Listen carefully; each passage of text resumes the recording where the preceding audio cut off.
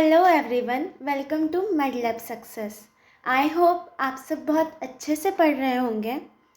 तो आज का हमारा टॉपिक है जनरल लेबोरेटरी ग्लासवेयर्स।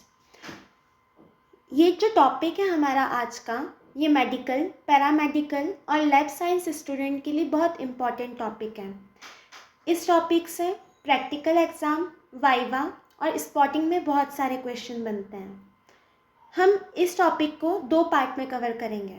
आज का जो पहला पार्ट है, इसमें हम समझेंगे कि जनरल लेबोरेटरी ग्लासवेयर्स कौन कौन से होते हैं, इनका कंपोजिशन क्या होता है, मतलब ये किस चीज़ से बने हुए होते हैं और इनका यूज़ क्या होता है। नेक्स्ट जो टॉपिक हमारा रहेगा, उसमें हम समझेंगे कि क्लीनिंग और केयर कैसे की जाती है ग्लासवेयर्स की। ये जो दोनों पार्ट रहेंगे, इन दोनों को मिलाकर मेन एग्ज़ाम में भी लॉन्ग आंसर टाइप क्वेश्चन बनता है।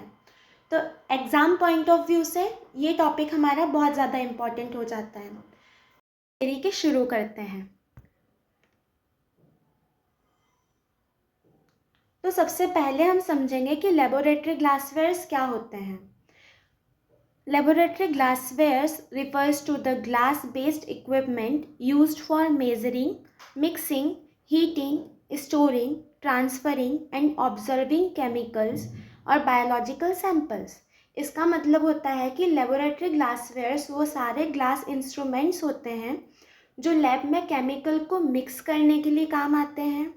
अगर हम कुछ मेज़र करते हैं वो भी ग्लासवेयर्स पर ही करते हैं। किसी चीज़ को स्टोर करते हैं तो वो भी ग्लास कंटेनर में ही करते हैं। अगर फिल्टर करते हैं तो वो भी ग्लास कंटेनर से ही करते हैं।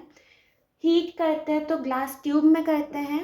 और अगर किसी चीज़ को प्रिपेयर करते हैं, चाहे लैब में कोई सा भी केमिकल प्रिपेयर होता है, वो भी ग्लासवेयर्स के अंदर ही होता है। तो और अगर हमें कुछ ऑब्ज़र्व करना होता है तो वो भी हम ग्लासवेयर्स में इजीली ऑब्ज़र्व कर पाते हैं, क्योंकि वो ट्रांसपेरेंट होते हैं, पारदर्शित होते हैं।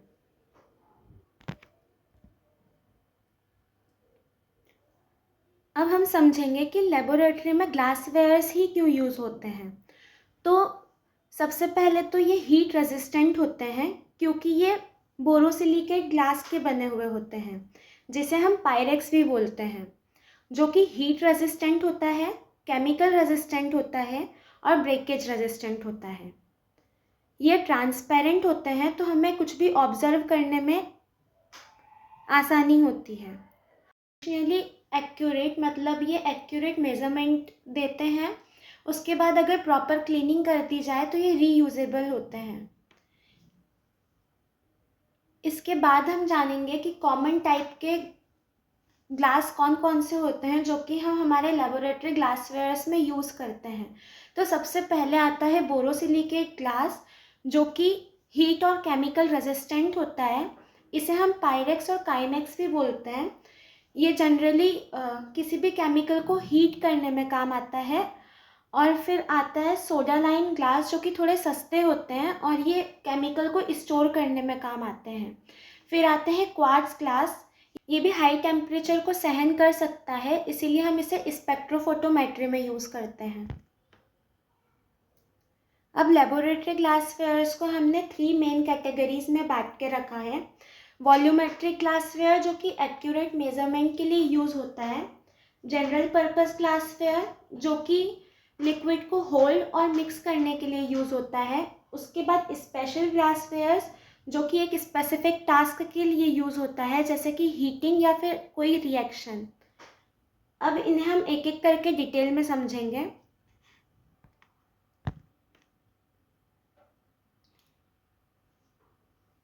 अब हम पढ़ेंगे वॉल्यूमेट्रिक ग्लासवेयर, जो कि हाई एक्यूरेट होते हैं। वॉल्यूमेट्रिक ग्लासवेयर का यूज़ होता है एग्जैक्ट और एक्यूरेट वॉल्यूम को मेज़र करने के लिए। अब हम वन बाय वन ये डिफरेंट टाइप के ग्लासवेयर्स होते हैं वॉल्यूमेट्रिक, तो उन्हें समझेंगे। तो सबसे पहले आता है वॉल्यूमेट्रिक फ्लास्क। ये पियर शेप बॉटल होती है जिस पर सिंगल कैलिब्रेशन मार्क होता है।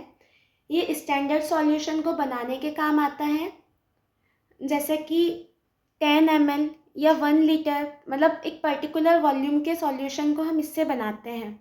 तो इसका यूज़ यहाँ पर यही लिखा है कि एक्यूरेट डाइल्यूशन के काम आता है और स्टैंडर्ड केमिकल प्रिपरेशन के लिए काम आता है। ये जो हम इंस्ट्रूमेंट्स धीरे धीरे समझ रहे हैं ना, ये आप सबके स्पॉटिंग में भी काम आ सकते हैं, तो इम्पॉर्टेंट है इन्हें अच्छे से समझना। अब नेक्स्ट इंस्ट्रूमेंट है हमारा मेजरिंग सिलेंडर। ये ग्रेजुएटेड सिलेंडर होता है, इसमें मल्टीपल मार्किंग होती है, एक्यूरेट होता है लेकिन पिपेट से थोड़ा कम। डेली लैब मेजरमेंट में इसे यूज़ करते हैं। इसका इमेज भी यहाँ पे दिया हुआ है। उसके बाद आता है ब्यूरेट, जो कि लॉन्ग ग्लास ट्यूब होती है, नीचे एक स्टॉप कॉक लगा होता है और इसे हम टाइट्रेशन एक्सपेरिमेंट में यूज़ करते हैं, जैसा कि इमेज में दिखाया हुआ है। यह है हमारा ब्यूरेट। फिर आते हैं हमारे पिपेट्स। पिपेट्स 4 टाइप के होते हैं। वॉल्यूमेट्रिक पिपेट्स, जो कि बहुत ज़्यादा एक्यूरेट होते हैं और सिंगल मार्क होता है इनमें। उसके बाद आते हैं ग्रेजुएटेड पिपेट, जिनमें मल्टीपल वॉल्यूम्स मेज़र करी जा सकती है।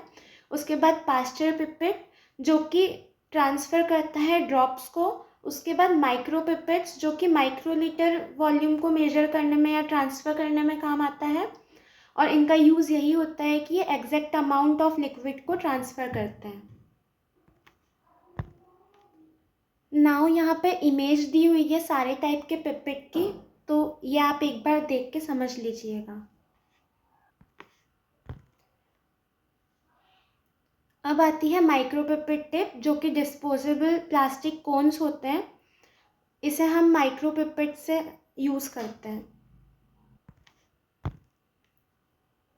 उसके बाद हम बात करेंगे जनरल पर्पस ग्लासवेयर्स की। इन्हें हम रूटीन वर्क में यूज़ करते हैं। इनमें सबसे पहले आता है बीकर, जिसका वाइड माउथ होता है और फ्लैट बॉटम होता है। इसके 5 टाइप्स होते हैं। सारे टाइप के ग्लासवेयर्स, मतलब सारे टाइप के बीकर्स का यहाँ पर इमेज दिया हुआ है। इसे हम मिक्सिंग, हीटिंग और रफ मेज़रमेंट के लिए यूज़ करते हैं। और लैब में सबसे कॉमनली यूज़ होने वाला इंस्ट्रूमेंट यही होता है। उसके बाद आता है कोनिकल फ्लास्क। ये कॉनिकल शेप का होता है, लिक्विड गिरने का रिस्क इसमें कम होता है। इसे मिक्सिंग और टाइट्रेशन में यूज़ करते हैं, और इसे हम एर्लेनमेयर फ्लास्क भी बोलते हैं। उसके बाद आती है हमारी टेस्ट ट्यूब्स। ये स्मॉल सिलिंड्रिकल ग्लास ट्यूब्स होती है, जो कि केमिकल रिएक्शन और सैंपल टेस्टिंग के लिए यूज़ की जाती है। उसके बाद आती है बॉइलिंग ट्यूब्स, जो कि लार्जर देन टेस्ट ट्यूब्स होती है, और ये हाई हीट को भी टॉलरेट कर सकती है।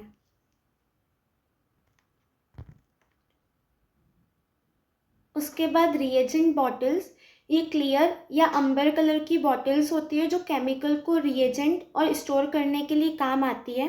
इनका डार्क कलर कोई भी लाइट रिएक्शन से बचाता है।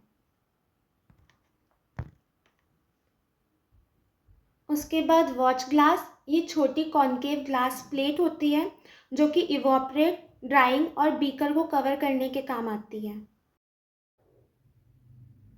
उसके बाद आती है ग्लास स्टीरिंग रॉड्स, जो कि सॉलिड ग्लास रॉड्स होती है, जो कि मिक्स करने के लिए काम आती है। फिर फनल्स, जो कि किसी भी चीज़ को सेपरेट या ट्रांसफ़र करने के लिए यूज़ होती है। फिर आती है पेट्री डिश प्लेट्स, जो कि माइक्रोबायोलॉजी कल्चर्स के लिए यूज़ होती है। ना हम बात करेंगे स्पेशल ग्लासवेयर्स, जो कि हीटिंग और रिएक्शन के लिए यूज़ होते हैं, स्पेशल टाइप की।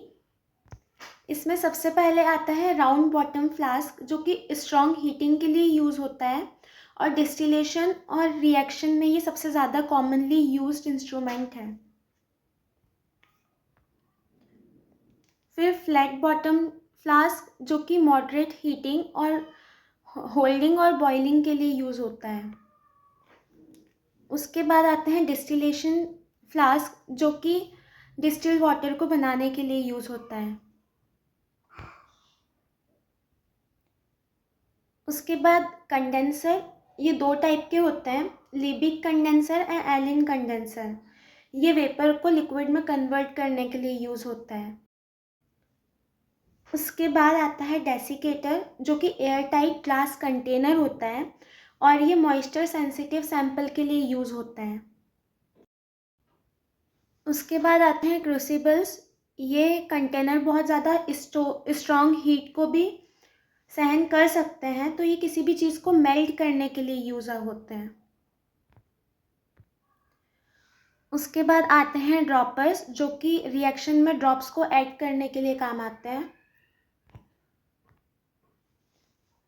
उसके बाद थ्रेस्टल फनल्स आती है, जो कि कंट्रोल्ड एडिशन के लिए यूज़ होती है किसी भी रिएजेंट के। फिर आती है गैस कलेक्शन ट्यूब। ये मेज़र करती है गैस वॉल्यूम को किसी भी एक्सपेरिमेंट की। उसके बाद आते हैं क्यूवेट्स, जो कि क्वार्ट्ज और ग्लास के बने हुए होते हैं और ये फोटोमेट्री और स्पेक्ट्रोफोटोमीटर्स में यूज़ आते हैं। उसके बाद जो थोड़े बहुत और ग्लासवेयर्स बच गए हैं वो इसमें दिए हुए हैं, जैसे ग्लास कैपिलरीज, जो कि बीटीसीटी वगैरह में काम आती है, glass slides and cover sleeve, जो कि स्मीयर प्रिपरेशन में काम आती है, सेंट्रीफ्यूज ट्यूब, जिसे हम सेंट्रीफ्यूज में यूज़ करते हैं, और ग्लास सिरिंजेस भी कभी कभी यूज़ आती हैं। अब इसमें सारे की सारे टाइप के ग्लासवेयर्स कवर हो चुके हैं, छोटे से लेकर बड़े तक, तो ये आपकी प्रैक्टिकल और स्पॉटिंग एग्ज़ाम में बहुत ज़्यादा हेल्पफुल होगा।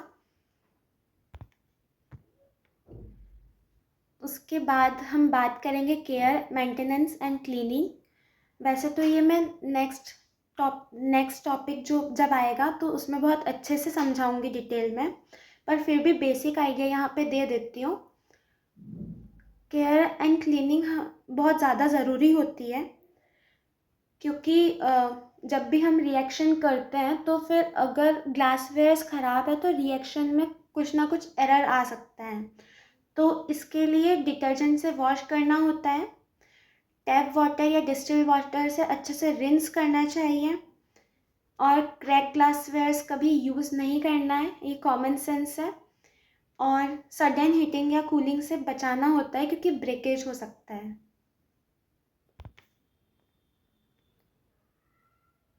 अब सेफ्टी प्रिकॉशंस की बात करते हैं। कभी भी गर्म ग्लासवेयर्स को हाथ से नहीं पकड़ना चाहिए, टोंग्स का यूज़ करना चाहिए, और जब भी हम रिएक्शन कर रहे हैं उसके पहले हमें क्रैक्स चेक करने होते हैं। कभी भी वॉल्यूमेट्रिक ग्लासवेयर्स को हीट नहीं करना, क्योंकि वो ग्रेजुएटेड होते हैं, और फिर हमें ग्लव्स यूज़ करने चाहिए जब हम इन्हें एसिड से वॉश कर रहे हों। So that's all for today's class. तो दोस्तों, आज हमने पढ़ा जनरल लेबोरेटरी ग्लासवेयर्स, उनके टाइप्स, यूजेस और सेफ्टी रूल्स के साथ। अगर आपको ये क्लास हेल्पफुल लगी हो तो लाइक शेयर करें, चैनल को सब्सक्राइब ज़रूर करना, और नेक्स्ट वीडियो में हम समझेंगे cleaning and care of glasswares. और अगर आपको इस क्लास के या नेक्स्ट क्लास के कोई से भी प्रीवियस क्लासेस के कोई से भी नोट्स चाहिए तो आप डायरेक्ट मुझे DM कर सकते हैं। So thank you so much for watching.